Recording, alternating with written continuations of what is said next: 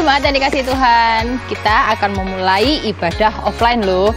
Tapi juga kita harus tetap menggunakan tata cara yang sudah ditentukan. Yang pertama, kita tetap pakai masker. Yang kedua, kita harus membasuh kaki kita di tempat yang sudah disediakan. Dihimbau untuk tidak menggunakan sepatu yang berhak tinggi. Jadi untuk keamanan bersama ya.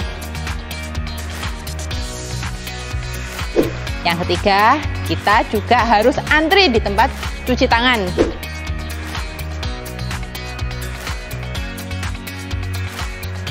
Kita akan diarahkan untuk membasuh tangan kita di wastafel yang sudah disediakan.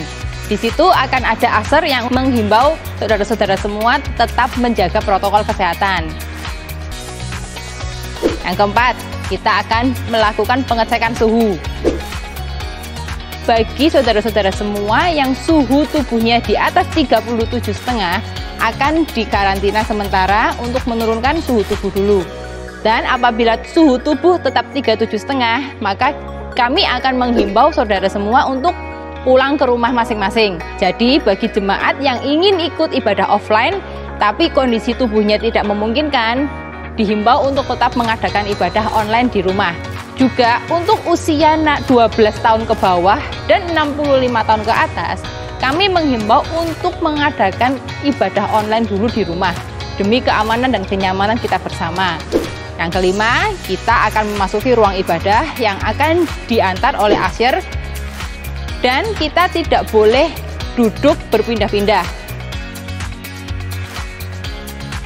Jadi kita duduknya akan sendiri-sendiri dan tidak diperkenankan untuk memindahkan kursi dan pindah tempat duduk.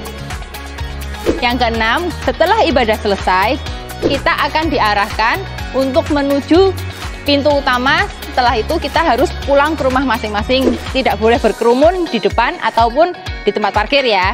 Jadi selama kita ibadah offline, kita tetap melakukan protokol kesehatan yang sudah diterapkan supaya apa? Supaya kita semua tetap sehat dan terhindar dari corona. Tuhan Yesus memberkati.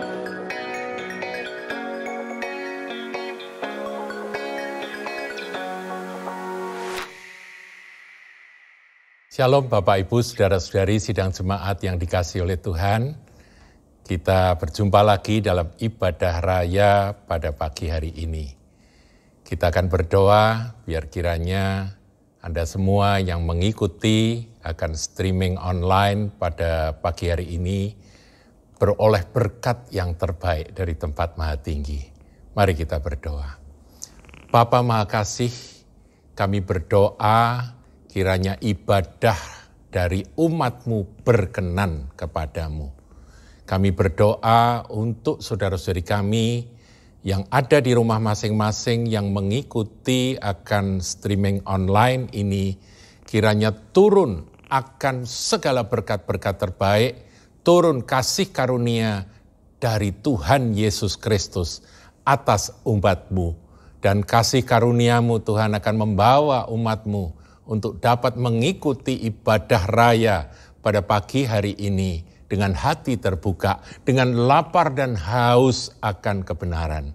Berdoa untuk hamba-hamba-Mu yang melayani puji-pujian, yang melayani musik, yang melayani akan sound system dan semua yang ada di belakang layar, mereka yang melayani akan perekaman dari apa yang akan ditayangkan ini. Tuhan Engkau memberkati semuanya dan juga Engkau satukan kami semua di dalam roh-Mu.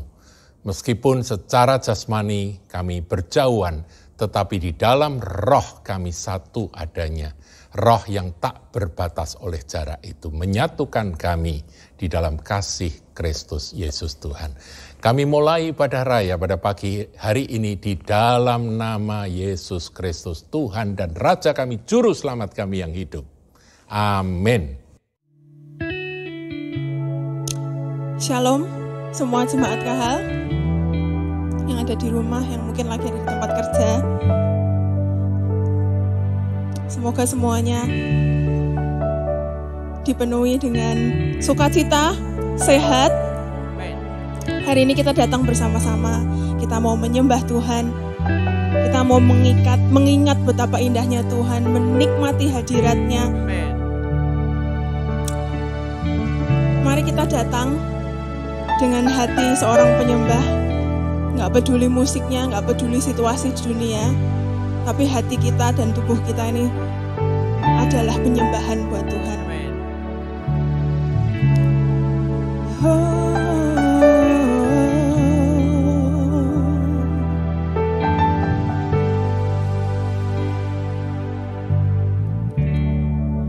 When the music fades and all is stripped away, and I simply come,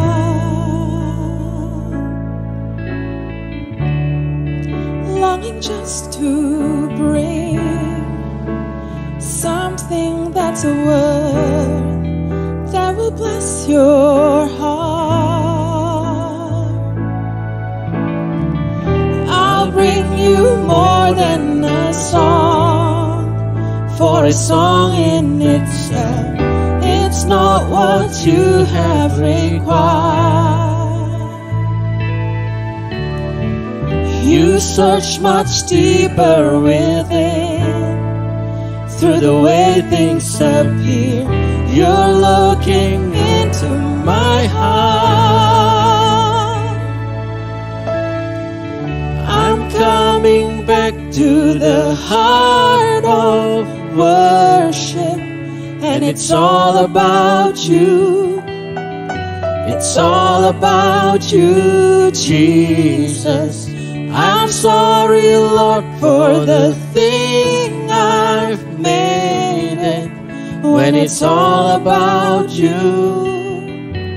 It's all about you, Jesus.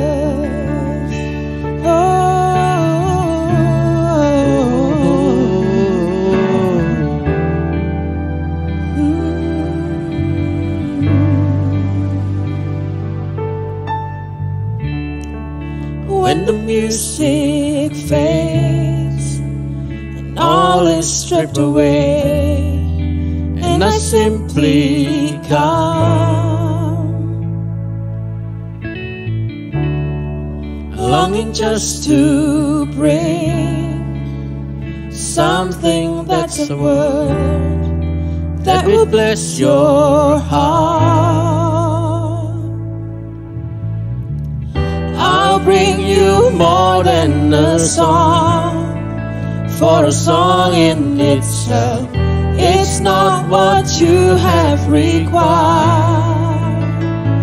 You search much deeper within, through the way things appear, you're looking into my heart.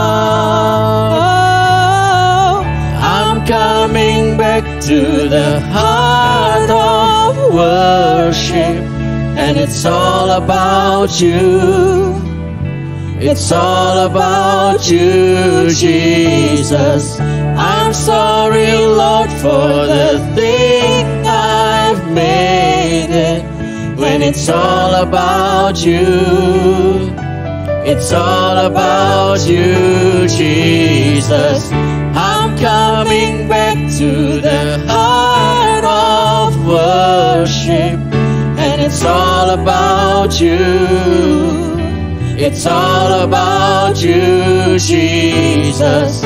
I'm sorry, Lord, for the thing I've made it, when it's all about you. It's all about you, Jesus. It's all about you. Oh. It's all about you. Semuanya hanya tentang Engkau, Tuhan. It's all about you. It's all about you.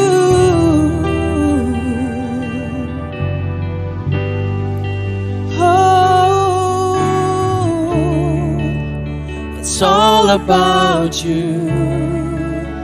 It's all about you, Jesus.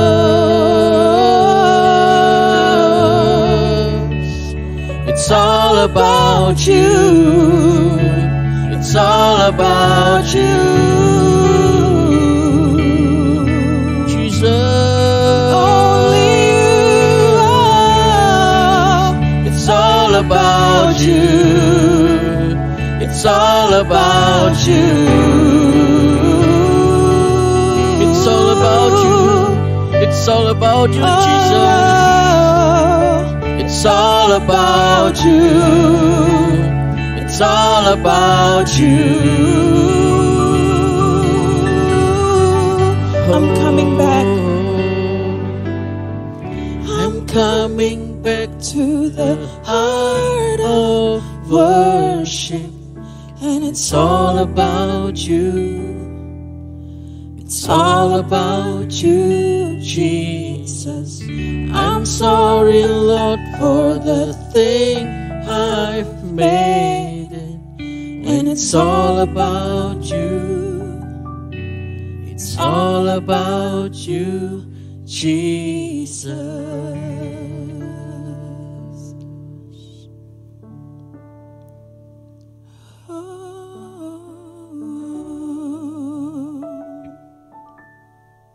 Tuhan, Engkau adalah Tuhan yang paling indah. Namamu yang paling manis. Manis didengar, manis di dalam hati kami. Memberikan kami ketenangan, memberikan kami sukacita. Tuhan, hadirlah di tempat ini. Dimanapun kami berada, kami mau Tuhan menikmati hadirat-Mu.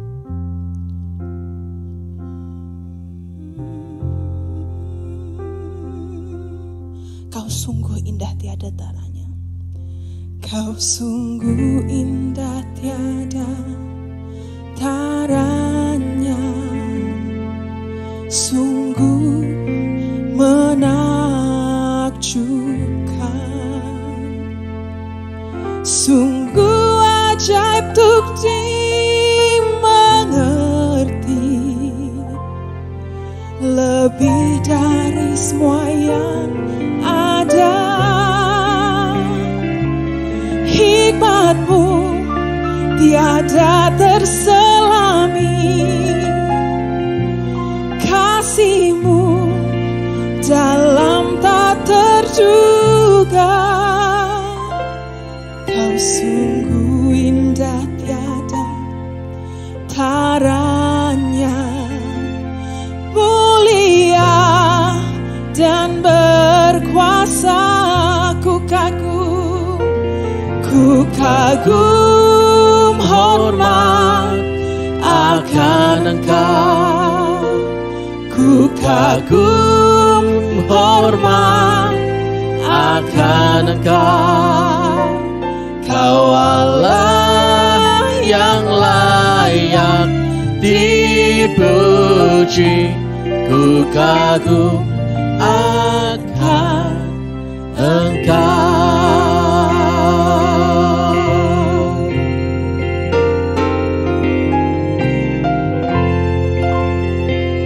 Tuhan, Kau yang paling indah, Tuhan. Kau sungguh indah tiada taranya. Sungguh menakjubkan. Sungguh ajaib untuk dimengerti.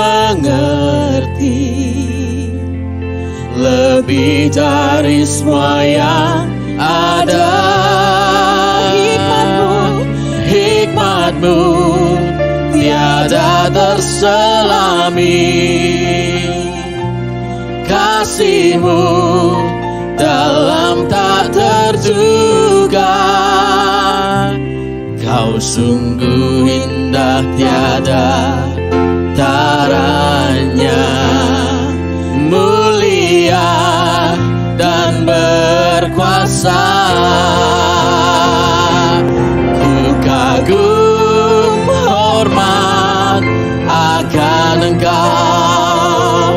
Ku kagum hormat akan Engkau. Kau Allah yang layak dipuji. dipuji, ku kagum akan Engkau. Ku kagum hormat akan Engkau.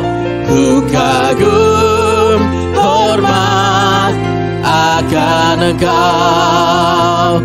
Kau Allah yang layak dipuji, ku kagum akan Engkau.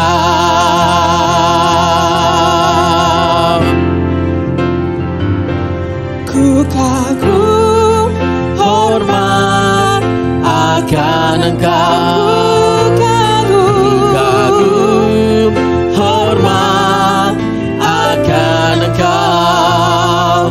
Kau Allah yang layak dipuji, ku kagum akan Engkau. Ku kagum akan Engkau. Ku kagum akan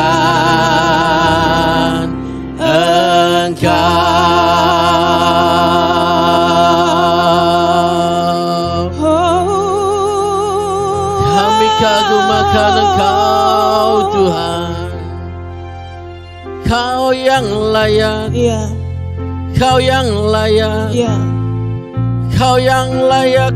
iya. Terima segala pujian kami. Hanya Kau Tuhan, oh hanya Kau Tuhan. Kau Tuhan yang terindah, Oh, Kau Tuhan yang termanis, Kau sungguh Kau indah. Tuhan yang terindah. Haleluya. Hanya Kau, Kau Tuhan yang terindah, Kau Tuhan yang termanis. Haleluya. Oh, haleluya. Kami kagum akan Engkau, kami kagum akan Amen. Engkau, Yes, Lord. kami hormat akan Ya. Engkau. Ya. Wow. Oh, segala Kami pujian. kagum akan Ya. Engkau. Haleluya. Wow. Haleluya. Segala pujian bagimu Tuhan. Haleluya.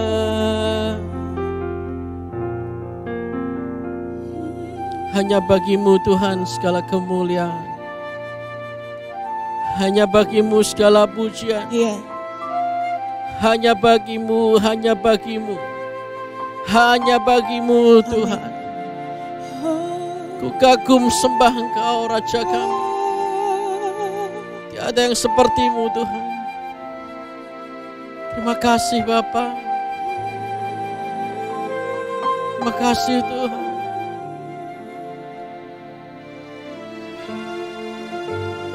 Kami menyembah-Mu Yesus, Raja kami. Terima kasih Tuhan.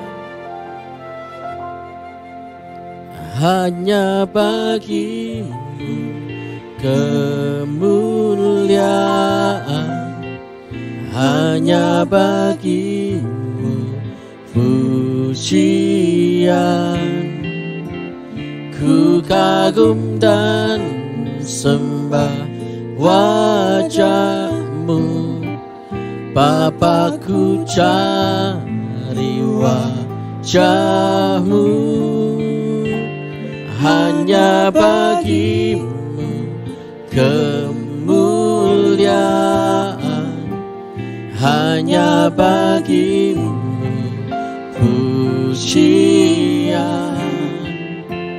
Kini ku sembah Bapakku yang ku cinta. Sementara musik menyanyikan lagu ini, arahkan hati kita kepada Dia, mengagumi akan apa yang sudah Dia kerjakan dalam hidup kita. Ya. Menyatakan kekaguman kita kepada Dia. Terima kasih Tuhan. Terima kasih Tuhan. Terima kasih Yesus.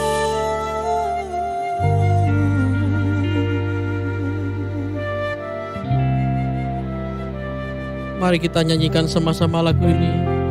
Hanya bagimu kemuliaan, hanya bagimu kemuliaan, hanya bagimu pujian. Ku kagum dan sembah padamu,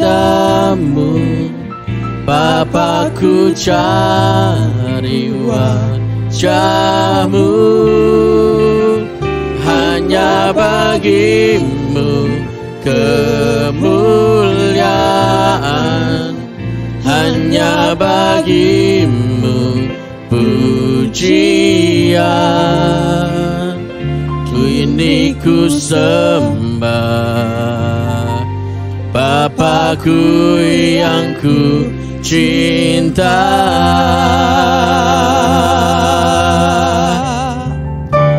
Hanya bagimu kemuliaan, hanya bagimu pujian. Ku kagum dan sembah padamu, Bapa-Ku cari wajah-Mu. Hanya bagimu kemuliaan, hanya bagimu pujian. Kini ku sembah Bapa-Ku yang ku cinta.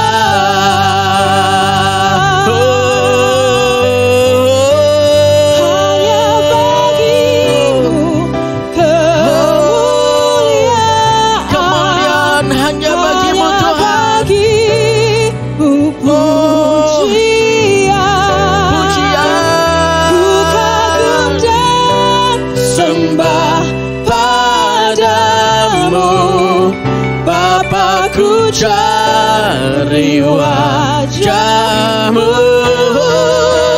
hanya bagimu kemuliaan, hanya bagimu pujian. Kini ku sembah Bapa-Ku. Sekali lagi kita katakan, hanya bagimu kemuliaan. Oh, ya Tuhan, hanya bagimu kemuliaan, hanya bagimu pujian. Ku kagum dan sembah padamu, Bapa-Ku cari wajah-Mu. Hanya bagimu kemuliaan, hanya bagimu pujian. Kini ku sembah Bapa-Ku yang ku cinta.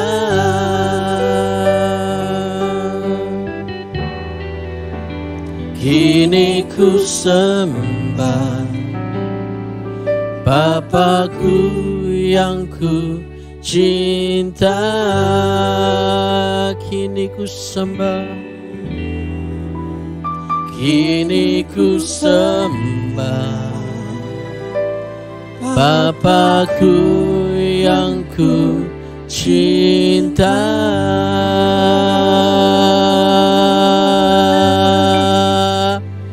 Kami Kami mengasihi-Mu Tuhan.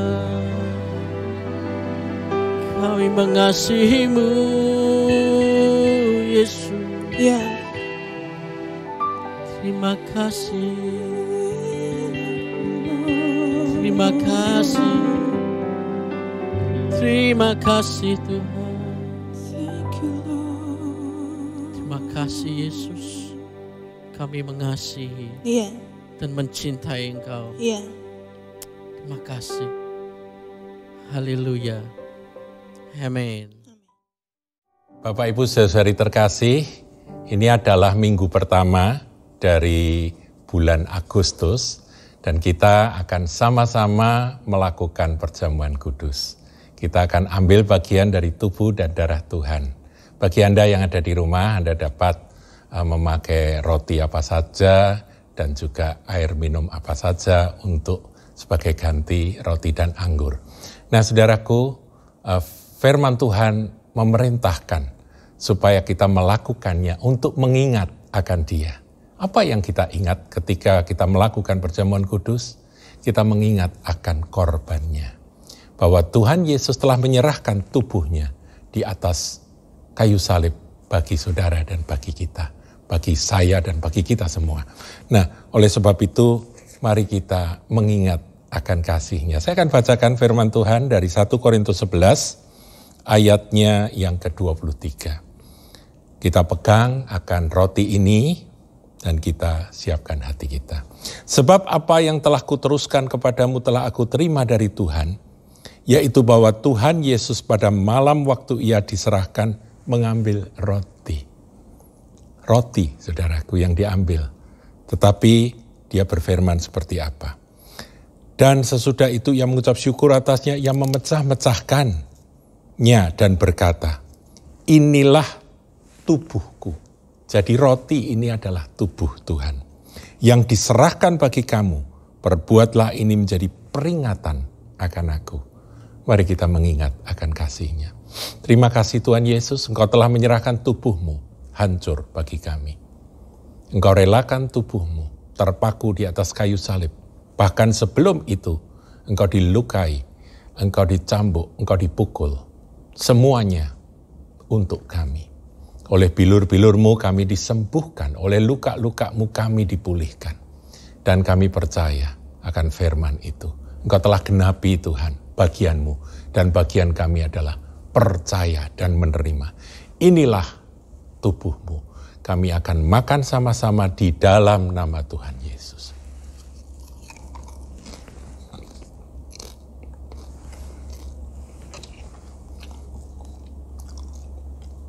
Kita angkat akan cawan ini, saudaraku. Firman Tuhan katakan demikian juga, Ia mengambil cawan sesudah makan lalu berkata, cawan ini adalah perjanjian baru. Saudara dan saya punya sebuah perjanjian yang baru. Bukan perjanjian lama. Bukan hukum Taurat. Tetapi perjanjian baru. Kalau engkau percaya, engkau diselamatkan. Karena darah anak domba sudah tertumpah bagi orang-orang yang percaya. Kita dikuduskan, disucikan, dibasuh dari segala dosa oleh kuasa darah-Nya. Cawan ini adalah perjanjian baru yang dimeteraikan oleh darahku. Perbuatlah ini setiap kali kamu meminumnya menjadi peringatan akan aku. Mengingat akan korbannya, darah yang tercurah bagi penebusan dosa. Sebab setiap kali kamu makan roti ini dan minum cawan ini, kamu memberitakan kematian Tuhan sampai Ia datang. Mari kita berdoa. Tuhan Yesus, sampai Engkau datang kembali, kami akan memberitakan kematian-Mu. Kematian-Mu Tuhan adalah kehidupan bagi kami. Dan kami percaya Engkau mati supaya kami hidup.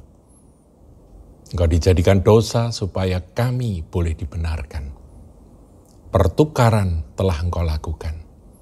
Dan kami percaya dan menerima dengan ucapan syukur, dengan penuh hormat. Kami sambut akan darah Yesus yang menyucikan ini. Kami akan minum sama-sama di dalam nama Yesus.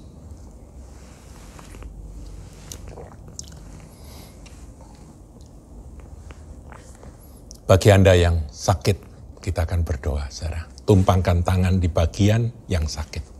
Karena kuasa bilur Yesus akan menyembuhkan. Karena sesungguhnya firman katakan, oleh bilur-bilurnya engkau telah disembuhkan. Tinggal saudara percaya dan menerima, maka saudara pun akan menerima kesembuhan itu. Tuhan, kami berdoa, kalau ada di antara anak-anak-Mu yang sakit, apapun juga,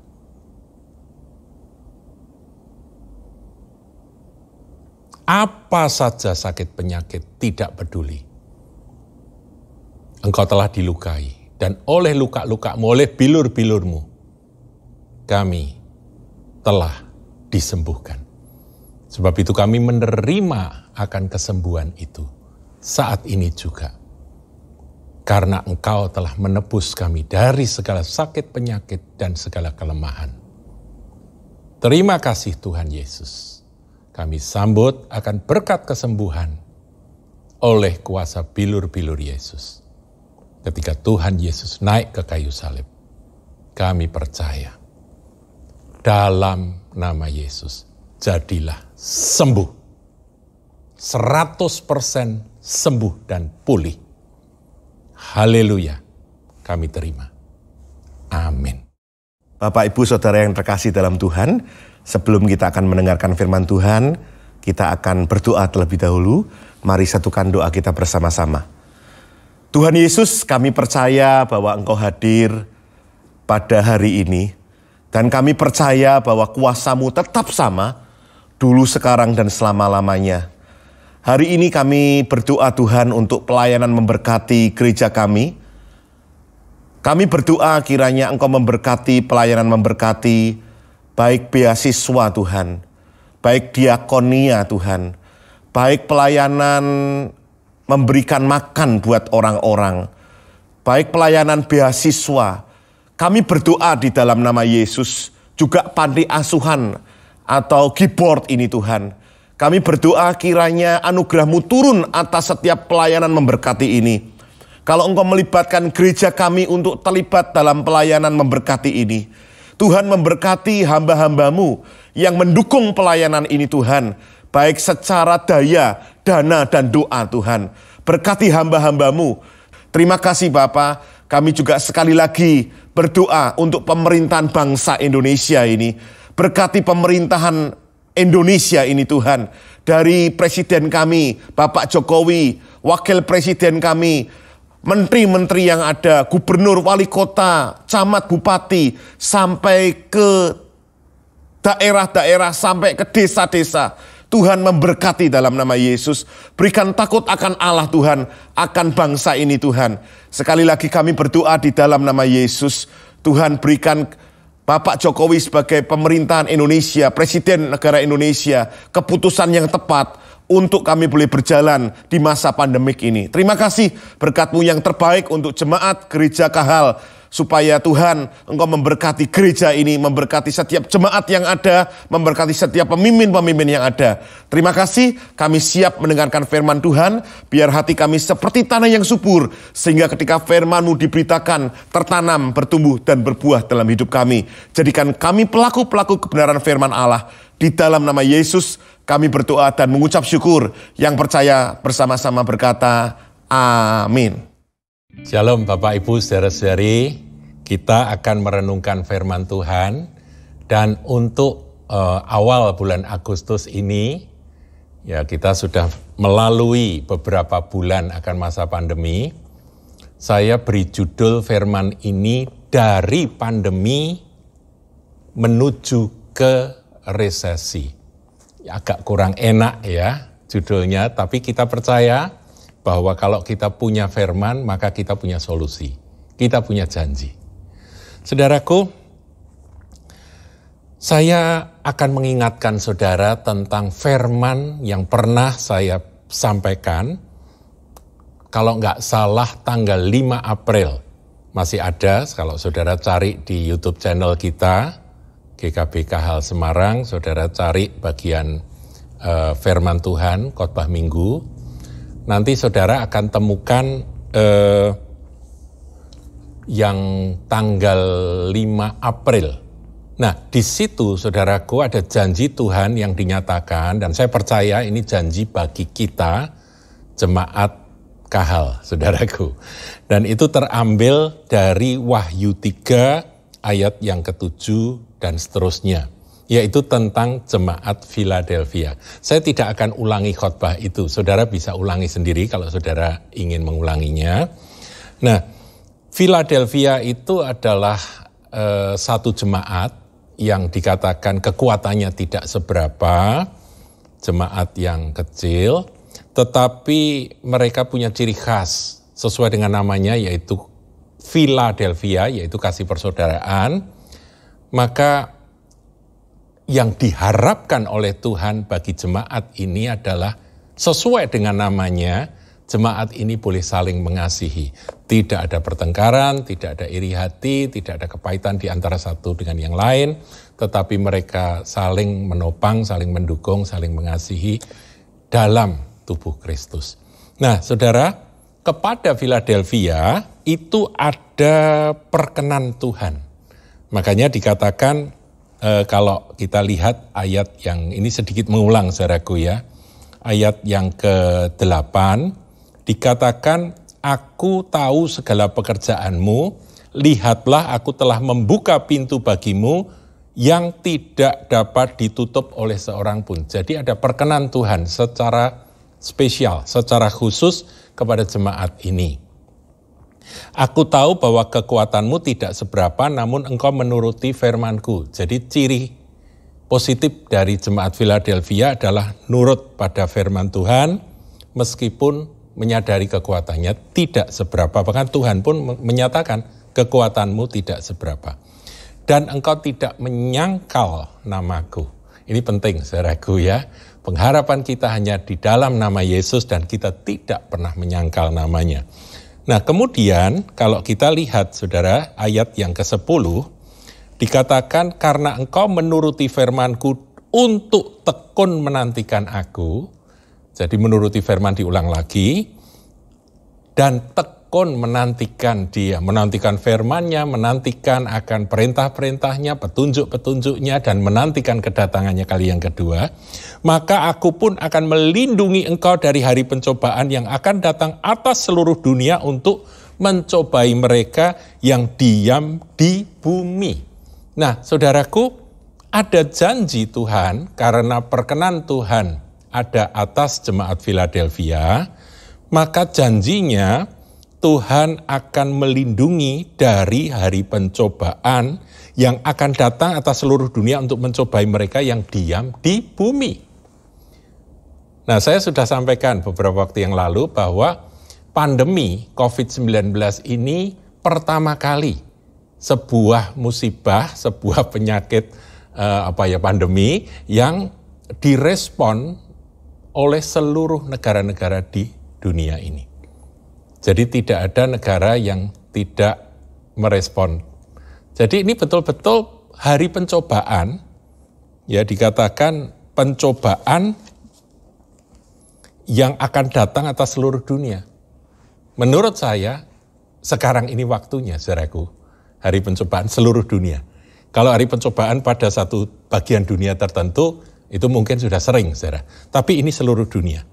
Nah, saya percaya kalau kita menjadi jemaat seperti jemaat Philadelphia, maka Tuhan akan melindungi kita, menjaga kita. Dari apa? Dari virus corona. Dari pandemi COVID-19 ini. Tentunya bukan berarti kita mengabaikan akan protokol, saudaraku ya. Kita masih hidup di bumi dan kita melakukan bagian kita, tapi selebihnya Tuhan yang akan melindungi. Sebab itu adalah janji Dia. Nah, kemudian setelah pandemi ya yang sudah berlangsung beberapa bulan ini, akan datang resesi, saudaraku. Nah, ini yang akan saya bahas. Apa sih resesi itu? Ya, saya coba mengikuti. Saya dulu memang sekolah ekonomi, tapi sudah lama. Dan sekarang saya mencoba mengikuti untuk refresh apa yang dimaksud dengan resesi tersebut. Resesi itu adalah pertumbuhan ekonomi yang mengalami kontraksi. Dan kalau kontraksi itu ya menurut teori 2 kali berturut-turut dalam 2 kuartal, maka sebuah negara bisa menyatakan bahwa diri mereka memasuki masa resesi. Jadi sebetulnya resesi itu adalah sesuatu yang wajar. Ada pertumbuhan, kemudian ada resesi. Nanti ada pertumbuhan lagi, ada resesi lagi. Jadi nggak usah pakai pandemi pun sebetulnya siklus itu ada. Tetapi dengan adanya pandemi, maka resesi itu akan dalam, saudara. Akan dalam. Penurunan akan pertumbuhan ekonomi itu mengalami kontraksi istilahnya itu sehingga menjadi minus. Nah, kalau sudah jadi minus apa yang terjadi, saudaraku? Ya secara umum kita semua tahu akan ada kebangkrutan dari berbagai jenis usaha. Bidang-bidang tertentu akan mendahului. Pariwisata itu so pasti, saudaraku ya. Kemudian pengangkutan transportasi, usaha pesawat ya. Usaha transportasi pesawat luar negeri itu pasti mengalami kebangkrutan. Kemudian pabrik-pabrik tutup. Karena apa? Karena barang yang dihasilkan tidak terserap oleh pasar. Kemudian akibatnya adanya pengurangan jam kerja. Kalau pengurangan jam kerja so pasti ada pengurangan gaji. Ya, jadi kita sudah mendengar bahwa ada orang-orang yang gajinya itu dipotong sampai 50%, 30% dan sebagainya. Nah, sampai kepada PHK, saudaraku, pemutusan hubungan kerja. Dan inilah yang disebut dampak dari sebuah resesi ekonomi. Ekonomi lesu karena daya beli akan menurun, dan akibatnya kondisi menjadi, ekonomi menjadi semakin parah. Nah, kita sudah mendengar ya di bulan lalu ini, saudaraku ya, bahwa Singapura, negara tetangga kita yang kaya raya dan modern itu ternyata sudah menyatakan diri bahwa mereka masuk masa resesi. Karena apa ya? Karena teori tadi, bahwa 2 kuartal berturut-turut kontraksi yang membawa pertumbuhan negatif dari perekonomian mereka. Jadi PDB-nya itu kuartal 1, ya jadi mulai Januari sampai akhir Maret ya itu kuartal 1 mereka sudah minus 3,3 PDB-nya. Kemudian kuartal berikutnya itu minusnya agak menakutkan 41,2%. Itu Singapura, sehingga mereka dengan tegas menyatakan bahwa kami memasuki masa resesi. 2 kuartal berturut-turut ya yang menjadi indikator dari sebuah resesi secara teori. Nah, itu dikatakan untuk Singapura sebagai resesi yang terparah sejak kemerdekaan dari negara tersebut. Ya, Singapura negara kecil, saudaraku, yang dikelola dengan sangat baik sehingga menjadi sangat kaya. Tetapi sekarang ini sedang mengalami akan resesi ekonomi yang paling parah selama negara ini berdiri. Nah, saudara, apa dampaknya bagi Indonesia? Ini kan kita bangsa Indonesia, kita mulai memikirkan dampak dari resesi yang terjadi di seluruh dunia ini terhadap kita. Kita sendiri juga mengalami kontraksi, tetapi meskipun terjadi penurunan, tapi kuartal pertama belum sampai minus. Nah, kuartal kedua oleh Menkeu kita, Ibu Sri Mulyani, diperkirakan ekonomi Indonesia akan mengalami kontraksi di kisaran sekitar 4,3. Itu rata-rata, bisa di atas, bisa di bawah 4,3%, minus 4,3%. Dan ini juga merupakan sebuah pukulan bagi bangsa negara kita. Kita ini penuh dengan sumber daya alam, saudaraku ya, Indonesia. Jumlah penduduknya juga sangat besar, dan negara yang besar ini sedang mengalami kontraksi ekonomi. Ya, kita harus berdoa ya. Jadi kita ini sedang menuju resesi, saudara. Tapi belum resesi, tapi menuju resesi. Karena kuartal pertama belum minus, kuartal 2 pasti minus, bagaimana kuartal 3, begitu ya. Kalau 2 kuartal berturut-turut maka akan minus. Nah, apa yang terjadi di Singapura? Ini sedikit ngomong ekonomi saudaraku ya, biar kita tambah ada sedikit tambahan ilmu ya. Nah, Singapura itu adalah investor yang nomor 1 di Indonesia ya. Investasi Singapura di Indonesia itu 2,7 miliar, jadi sangat yang terbesar. Nah, ekspor non-migas dari Indonesia ke luar negeri, Singapura menduduki posisi keempat. Ya, setelah USA, Tiongkok dulu ya, Tiongkok, kemudian USA dan Jepang, dan kemudian yang terakhir adalah Singapura, keempat. Baru kemudian negara-negara lain. Nah, saudaraku, ini sedikit gambaran tentang resesi. Kita sebagai anak-anak Tuhan, kita punya pelita bagi kaki dan terang bagi jalan, yaitu firman Tuhan. Firman-Mu itulah pelita bagi kakiku dan terang bagi jalanku. Sebab itu, saudara, apapun yang terjadi di atas muka bumi, kita tahu itu atas izin Tuhan, dan kita juga menghadapi atau melewatinya, tetapi seperti janji Tuhan kepada jemaat Philadelphia, ada perlindungan bagi umat yang diperkenan oleh Dia. Tuhan berjanji akan melindungi Philadelphia, dan kalau kita menjadi jemaat seperti Philadelphia, ada kerukunan, menuruti firman, dan tekun menantikan Dia. Maka sesungguhnya meskipun kekuatan kita tidak seberapa, ada perlindungan dan perkenan Tuhan. Itu yang terpenting, saudaraku.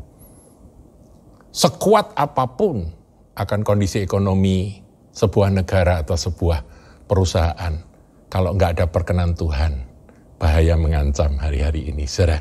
Nah, kita akan melihat bagaimana cara Tuhan itu memelihara akan orang-orang yang dikasihinya, umat yang diberkatinya di masa-masa resesi. Saya akan ngajak saudara untuk melihat 1 Raja-Raja 17, kisah tentang Nabi Elia. Nah, ini kisah Nabi Elia ya, di dalam pasal 17 ini terbagi menjadi 2, saudara. Yang pertama adalah mujizat pemeliharaan Tuhan atas Elia di tepi Sungai Kerit. Dan kemudian itu ayat 1 Raja-Raja 17 ayat 1 sampai 6. Sementara berikutnya itu lain lagi. Itu adalah lanjutannya, adalah kisah pemeliharaan Tuhan atas hambanya ini dengan mujizat juga, tapi caranya beda. Dan itu dicatat di dalam ayat yang ke-7 sampai seterusnya. Nah, yang pertama, saudaraku, di tepi Sungai Kerit itu, Tuhan pakai burung-burung gagak. Ya, ini cerita yang kita semua sudah tahu. Nanti kita baca, saudara. Yang kedua, Tuhan pakai seorang janda. Bukan janda kaya, saudaraku. Janda miskin. Tapi dipakai Tuhan. Jadi, Tuhan pakai bermacam cara. Meskipun dua-duanya mujizat. Bahkan nanti Tuhan akan kasih makan akan hambanya ini setelah peristiwa Karmel, Elia yang melarikan diri sampai ke Gunung Horeb itu, cara pemeliharaan Tuhan adalah dengan malaikat ngirim roti sendiri dari surga. Jadi beda-beda cara Tuhan memelihara umatnya. Tapi kalau kita adalah hamba Tuhan yang berkenan kepada Dia, maka resesi kayak apapun juga, kesulitan kesukaran apapun juga yang harus kita lewati, maka pemeliharaan dan perlindungan Dia itu ya dan amin adanya. Amin, saudaraku, biar ini kita pegang. Saya bacakan, saudara, dalam 1 Raja-Raja 17 ayat yang pertama. Lalu berkatalah Elia orang Tisbe dari Tisbe Gilead kepada Ahab, demi Tuhan yang hidup, Allah Israel yang kulayani, sesungguhnya tidak akan ada embun atau hujan pada tahun-tahun ini kecuali kalau kukatakan. Jadi ini firman Tuhan datang pada Elia, sampaikan kepada Raja Ahab bahwa akan ada masa kering. Tuhan berfirman melalui mulut dari Elia dan sungguh-sungguh tidak ada hujan, tidak ada embun. Selama berapa lama saudaraku? Nah nanti ketika itu berakhir dihitung itu 3,5 tahun. Waktu yang panjang. Tapi bagaimana dengan Elia sendiri sebagai sang penyampai firman Tuhan itu? Ternyata dia juga harus melewati akan masa kering tersebut, saudara. Jadi kalau sekarang ini ada pandemi yang kemudian menuju resesi, kita sebagai anak-anak Tuhan bukan berarti kita keluar dari kesulitan itu. Ada kesulitan itu juga harus kita hadapi dan kita lewati. Cuma ada bedanya, nah itu ada di dalam kisah Nabi Elia yang dipelihara Tuhan yang kita akan pelajari. Ayat 2, kemudian datanglah firman Tuhan kepadanya. Pergilah dari sini, berjalanlah ke timur dan bersembunyilah di tepi sungai Kerit, di sebelah timur sungai Yordan. Engkau dapat minum dari sungai itu, dan burung-burung gagak telah kuperintahkan untuk memberi makan engkau di sana. Lalu ia pergi dan ia melakukan seperti firman Tuhan. Ia pergi dan diam di tepi sungai Kerit di sebelah timur sungai Yordan. Ayat 6, pada waktu pagi dan petang. Setia ini. Pemeliharaan Tuhan itu nyata karena Tuhan itu setia. Tapi yang dipakai Tuhan ini juga dipaksa untuk jadi setia. Yaitu apa saudaraku? Pada waktu pagi dan petang, burung-burung gagak membawa roti dan daging kepadanya. Dan ia minum dari sungai itu. Saudara suka McDonald? Saudara suka Burger King? Nah itu Elia makanannya. Ada roti, ada daging, ya kan? Itu kan burger, saudaraku ya. McDonald kan. Tapi yang ngirimi McDonald itu siapa, saudara? Burung gagak, saudara. Burung gagak itu bukan burung yang bersahabat dengan manusia, bukan. Burung gagak itu burung yang seringkali dianggap sebagai hama ya, saudara. Suaranya aja jeleknya kayak gitu ya, kak gitu ya. Dan burung gagak ini burung yang sukaannya makan daging, saudara. Saya dulu pernah ya pada waktu masih di Solo, di rumah saya yang di Solo itu rumahnya itu luas. Rumah yang luasnya 3.300, jadi seringkali saya bermain-main di halaman. Dan mami saya pada suatu hari itu jemur dendeng, saudara. Dendengnya kurang kering atau apa dijemur. Dan tiba-tiba ribut-ribut semua serumah. Karena apa? Karena dendeng yang dijemur di halaman itu dicuri sama burung gagak. Kedengaran suara kakak begitu, kemudian benar burung gagaknya turun dan gigit akan itu dendeng. Dendeng itu kan lauk pauk yang enak, saudaraku ya. Itu diambil, saudara. Dan ternyata burung gagaknya, saya masih ingat pada waktu itu saya lihat dia sudah ada terbang di bumbungan atap, di atap rumah, saudaraku. Jadi burung gagak itu sukaannya daging. Tapi di sini dia ambil daging bukan untuk ditelan, bukan untuk dimakan, tapi untuk dibawa ke sungai Kerit. Dia juga ambil roti dari mana nggak tahu, dibawanya ke sungai Kerit. Bukan cuma sekali, saudaraku. Selama waktu sungai Kerit itu masih ada airnya. Tuhan memakai burung gagak. Saudara, saya mau katakan, pemeliharaan Tuhan atas hidup anak-anaknya yang berkenan kepadanya, itu caranya aneh-aneh.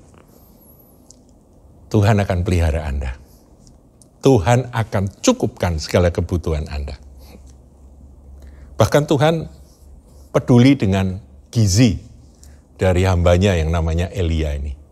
Bukan hanya roti saja, tapi dikasih daging supaya ada protein, saudaraku ya. Minumnya dari sungai Kerit, makanannya dikirim. Pagi dan petang, nggak pernah absen selama berapa waktu lamanya. Makan dari situ. Kenyang, saudaraku. Sambil menunggu waktunya. Waktu Tuhan. Nah, saya yakin sambil kita menantikan Tuhan datang kali yang kedua, saudara tetaplah bekerja, saudara tetaplah bergiat, berjuang, ya. Firman katakan yang tidak bekerja jangan makan. Jadi saudara bekerja, nanti Tuhan akan kasih makan dengan berbagai macam cara. Jangan saudara berkata, kerja apa? Aku dipecat, aku kena PHK. Oh, hari-hari ini saudaraku, terobosan-terobosan terjadi. Ada orang-orang yang tadinya nggak bisa masak sama sekali, tiba-tiba menjadi chef, juru masak, dan dia jual makanannya, dan Tuhan memberkati. Saudara, tidak kekurangan cara kalau kita mau bekerja dan yang penting yakin. Aku adalah Philadelphia, kekuatanku tidak seberapa, tapi Tuhan telah membuka pintu bagiku, ada perkenan Tuhan. Dan Tuhan melindungi kita dari resesi, saudaraku. Kalau kemarin dilindungi dari pandemi sudah kita bahas, kita juga dilindungi dari resesi. Resesi artinya apa? Kesulitan ekonomi. Tuhan akan menolong kita. Nah, Bapak Ibu, kisah dari Elia dipelihara oleh burung gagak, dikirimi Burger King setiap pagi dan petang ini, itu mujizat. Tetapi saudara, kisah berikutnya juga mujizat. Namun kita harus belajar bahwa ada masa, ada waktu di mana satu cara yang dipakai Tuhan untuk memelihara kita dengan cara yang mujizat dan ajaib itu akan berhenti. Dan akan berganti cara. Sebab itu kita perlu ketika sungai Kerit itu habis airnya, Elia tahu bahwa dia harus pindah ini. Karena air dari sungai Kerit sudah nggak ada. Caranya gimana? Tuhan bisa bikin mujizat. Tiba-tiba memancar air, sumber air di sebelahnya, burung gagak tetap datang, itu juga bisa.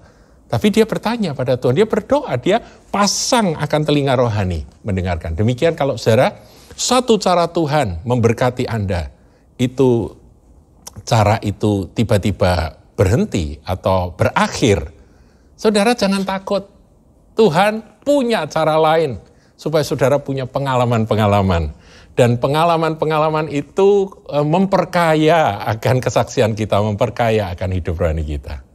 Yaitu apa saudaraku? Kisah berikutnya kita lihat. Ayat 7. Tetapi sesudah beberapa waktu, sungai itu menjadi kering. Sebab hujan tiada turun di negeri itu. Maka datanglah firman Tuhan kepada Elia. Jadi kuncinya itu firman.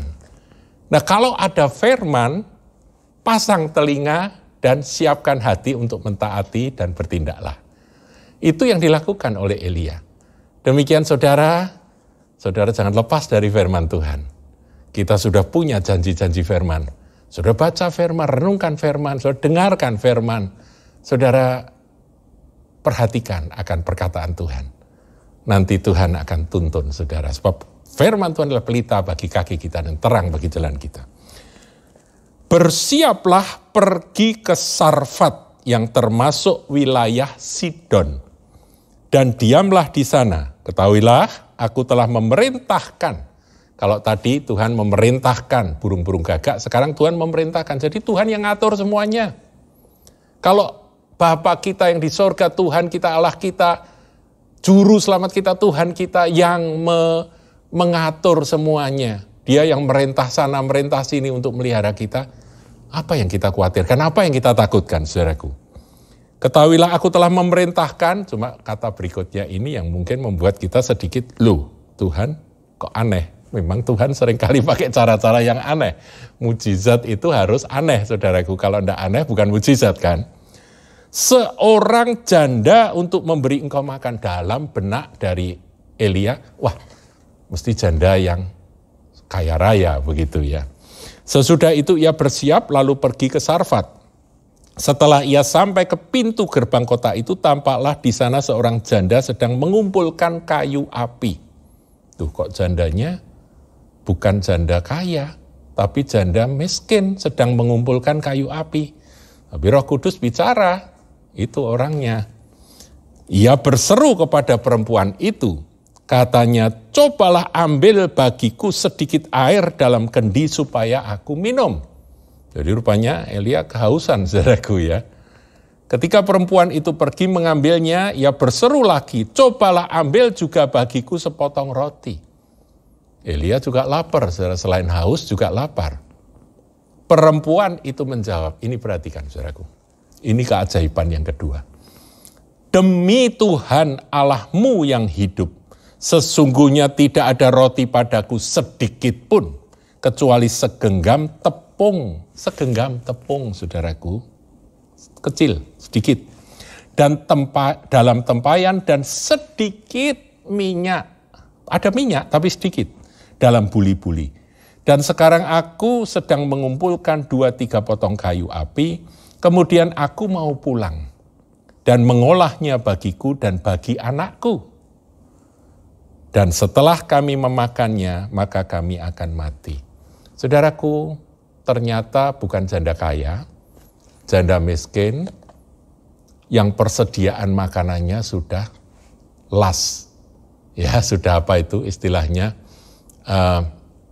sudah terakhir, sudah saat-saat terakhir, bahkan keputusasaan frustrasinya si janda ini besar dengan anaknya, dia berkata, ini makanan terakhir loh, segenggam tepung dan sedikit minyak. Kalau ini aku olah, aku akan makan, setelah itu aku siap mati. Karena tidak ada makanan lagi. Seperti itu, saudaraku. Berarti yang didatangi oleh Elia adalah keluarga dari seorang janda, miskin, frustrasi, sudah tidak punya bahan makanan lagi, tinggal itu sisanya. Dan apa saudaraku? Dan selain frustrasi,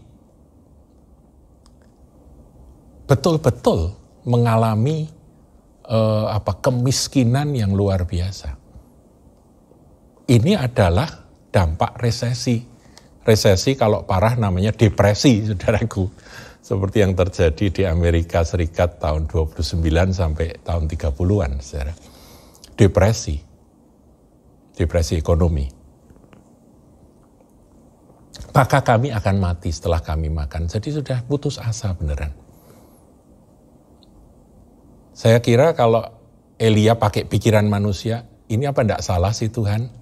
Ngirim aku ke seorang janda, kok jandanya enggak punya apa-apa. Aku sudah minta air, minta roti, airnya mau diambilkan, waktu aku minta roti, jawabannya seperti itu. Hanya segenggam tepung dalam tempayan dan sedikit minyak. Padahal saudara ya, ini sedikit tambahan pengetahuan. Kata Sarfat, yaitu kan desanya namanya Sarfat. Sarfat itu artinya adalah kilang minyak zaitun itu, saudara.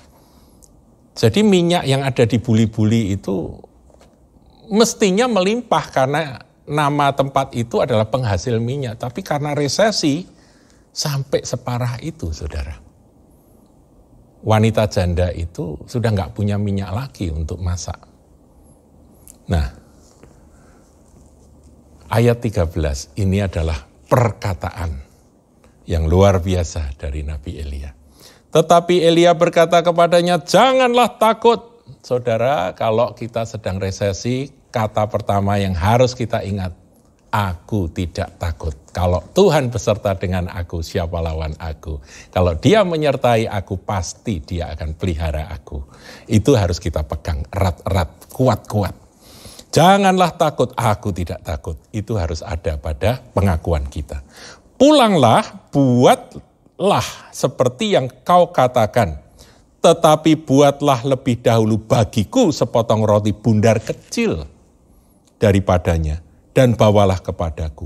Kemudian barulah kau buat bagimu dan bagi anakmu. Elia enggak minta banyak, saudara. Kecil aja, tapi sebuah tanda. Tanda ketaatan dari si janda ini kepada firman Tuhan yang disampaikan melalui mulut dari hamba Tuhan ini, Nabi Elia. Buatkan bagiku terlebih dahulu sepotong roti bundar kecil saja. Setelah itu barulah kau buat bagimu dan bagi anakmu. Saudaraku, ada pelajaran di sini. Kata Elia, itu Eli itu dari kata El, ke Elohim, saudaraku, yang artinya Allah. Yah itu dari kata Yahweh. artinya ya Tuhan Allah. Nama dari Elia itu sebetulnya mewakili Tuhan. Mewakili, saya katakan dia nabi. Tapi ini kisah ini menggambarkan bahwa ini ada firman Tuhan pada Nabi Elia ini. Yaitu kita harus mengutamakan Tuhan. Roti bundar kecil saja, tapi ada satu keutamaan Tuhan yang didahulukan. Saudara, bagaimana dengan kita? Ketika kondisi resesi, apakah kita masih punya hati untuk mempersembahkan persembahan kita kepada Dia? Nanti di akhir dari ibadah ini ya, baik yang online maupun yang ibadah onsite, kita akan ada doa untuk persembahan. Di gereja Kahal memang tidak terlalu ditekankan kamu harus memberi. Enggak, Tuhan cukupkan sampai hari ini, saudaraku. Tapi prinsip ini kiranya kita tangkap. Keutamaan Tuhan dalam segala aspek, dalam masa resesi, itu menentukan akan berkat-berkat dan mujizat-mujizat yang akan terjadi dalam hidup kita. Nah, setelah Elia berkata begitu, ya, buatkanlah lebih dahulu bagiku sepotong roti bundar kecil daripadanya dan bawalah kepadaku, barulah kemudian kau buat bagimu dan bagi anakmu. Sebab beginilah firman Tuhan Allah Israel. Nah, ini firmannya dinyatakan dengan lantang. Tepung dalam tempayan itu tidak akan habis dan minyak dalam buli-buli itu pun tidak akan berkurang sampai pada waktu Tuhan memberi hujan ke atas muka bumi. Sampai resesinya beralih menjadi recovery. Engkau tidak akan kekurangan. Tepung di dalam tempayanmu yang tinggal segenggam itu akan terus keluar. Minyak dalam buli-buli akan terus berisi. Buli-bulinya akan terus ngisi, dipakai besok ada lagi. Ini prinsip, saudara. Tapi keutamaan Tuhan harus diingat. Roti bundar kecil sepotong, berikan dulu. Mengutamakan Tuhan sebagai pemberi kehidupan, pemelihara kita. Itu adalah lambang ketaatan kita. Lalu pergilah perempuan itu dan berbuat seperti yang dikatakan Elia. Maka perempuan itu dan dia serta anak perempuan itu mendapat makan beberapa waktu lamanya. Tepung dalam tempayan itu tidak habis dan minyak dalam buli-buli itu tidak berkurang seperti firman Tuhan yang diucapkannya dengan perantaraan Elia. Nah, saudaraku, kisah berikutnya kalau saudara mau tambahkan, ya mau baca sendiri silahkan. Itu ayat 17 sampai ayat yang ke-24. Sampai akhirnya perempuan itu menyadari bahwa Elia itu abdi Allah yang diutus untuk menolong dia sebetulnya. Karena apa? Anaknya dia itu mendadak sakit dan mati, saudara. Jadi bukan karena kelaparan loh, enggak. Masalah kelaparan sudah teratasi. Jadi bukan karena resesi, tapi karena ada sakit penyakit. Anak perempuannya ini mati. Dan oleh kuasa Tuhan, Elia membangkitkan dia dari antara orang mati. Hidup lagi. Nah, saudaraku, kisah ini memberikan sebuah gambaran. Bahwa kalau kita ini percaya kepada dia, kembali saudara kita ini, kita rindu menjadi jemaat seperti jemaat Philadelphia yang diperkenan oleh Tuhan. Di mana Tuhan telah membukakan pintu dan tidak ada seorang pun yang bisa menutupnya. Kemudian Philadelphia itu rukun, saling mengasihi, ya, cinta damai, dan Philadelphia itu mentaati akan perintah Tuhan, perkataan Tuhan, firman Tuhan, dan juga Philadelphia itu punya ciri tekun menantikan Dia. Jadi saudara, kalau kita lakukan itu, maka janji bukan saja pandemi kita dilindungi, tapi juga resesi, bahkan depresi, kalaupun itu boleh terjadi, diizinkan Tuhan terjadi, kita pun akan dipelihara. Dengan apa? Dengan mujizat. Tapi mujizat, saudara harus kita ketahui, caranya bisa berubah. Saudara jangan, loh kok tadinya pakai cara ini Tuhan memelihara aku, tiba-tiba berhenti. Jangan khawatir. Dengarkan suara Dia, nanti ada mujizat berikut. Tapi prinsip keutamaan Tuhan, jangan dilupakan.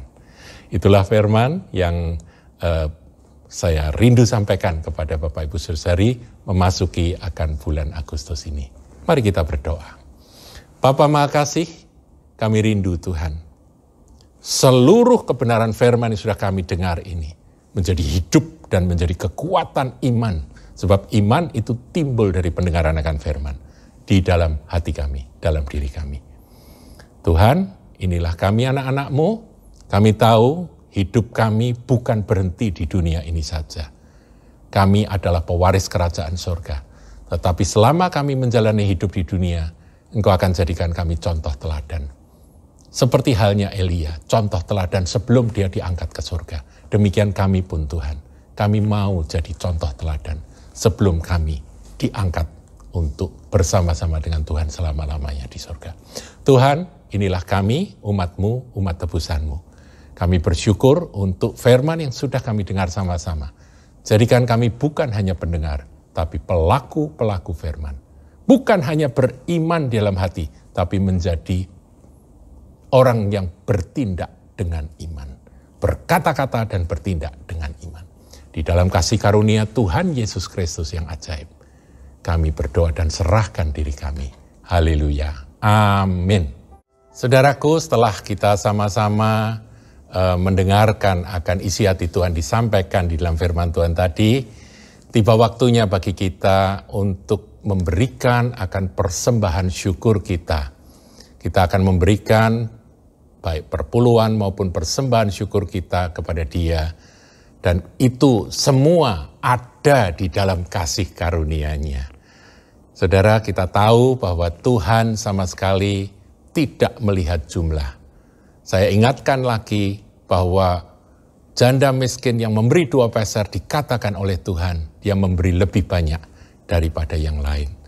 Mari kita berdoa supaya kita dapat mempersembahkan akan korban syukur kita dengan cara yang benar. Bapa Maha Kasih, ini waktunya bagi anak-anak-Mu untuk mempersembahkan akan korban syukur kami, persembahan kami. Tuhan, kalaupun secara jumlah nominal persembahan kami mungkin tidak berarti, karena Engkau adalah Allah yang Maha Kaya. Engkau pemilik alam semesta ini, langit dan bumi Engkau yang punya, seluruh harta kekayaan, mineral apapun itu adalah milik-Mu.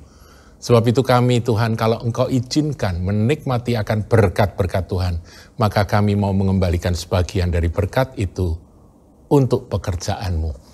Biar kiranya Tuhan, para pengelola keuangan di gereja-Mu ini beroleh akan takut akan Tuhan dan beroleh akan hikmat untuk dapat menggunakan akan seberapa banyak akan berkat yang dikumpulkan untuk kemuliaan Tuhan.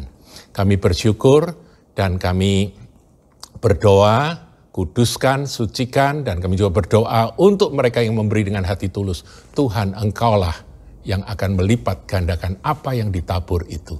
Sebab barang siapa menabur, pasti akan menuai.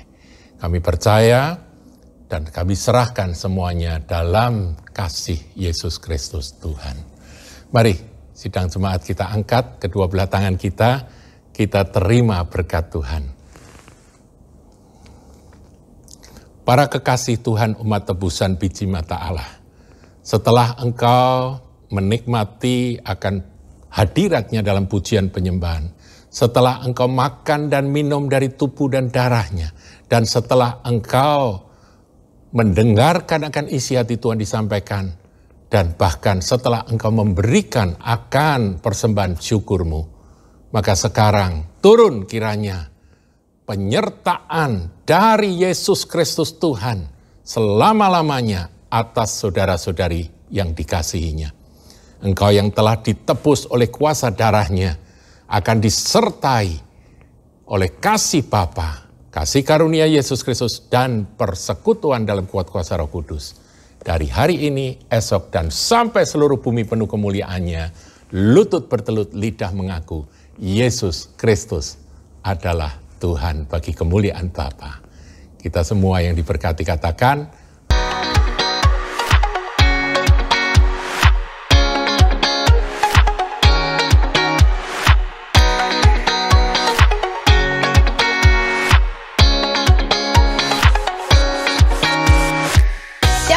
Jemaat yang dikasihi Tuhan, kita akan memulai ibadah offline loh. Tapi juga kita harus tetap menggunakan tata cara yang sudah ditentukan. Yang pertama, kita tetap pakai masker. Yang kedua, kita harus membasuh kaki kita di tempat yang sudah disediakan. Dihimbau untuk tidak menggunakan sepatu yang berhak tinggi. Jadi untuk keamanan bersama ya. Yang ketiga, kita juga harus antri di tempat cuci tangan.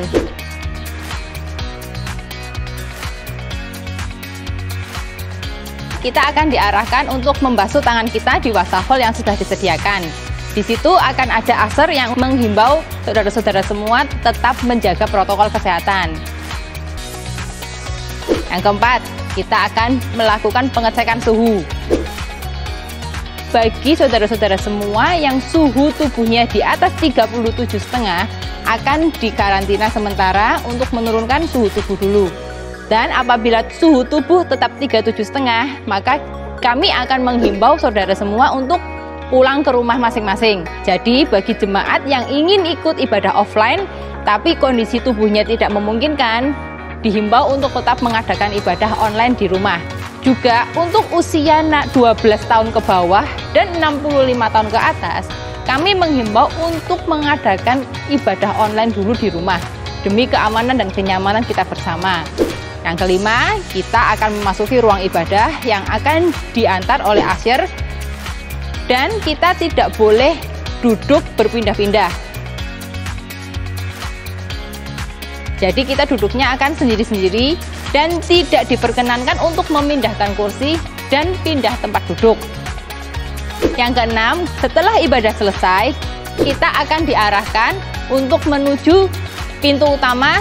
Setelah itu kita harus pulang ke rumah masing-masing. Tidak boleh berkerumun di depan ataupun di tempat parkir ya. Jadi selama kita ibadah offline, kita tetap melakukan protokol kesehatan yang sudah diterapkan. Supaya apa? Supaya kita semua tetap sehat dan terhindar dari corona. Tuhan Yesus memberkati.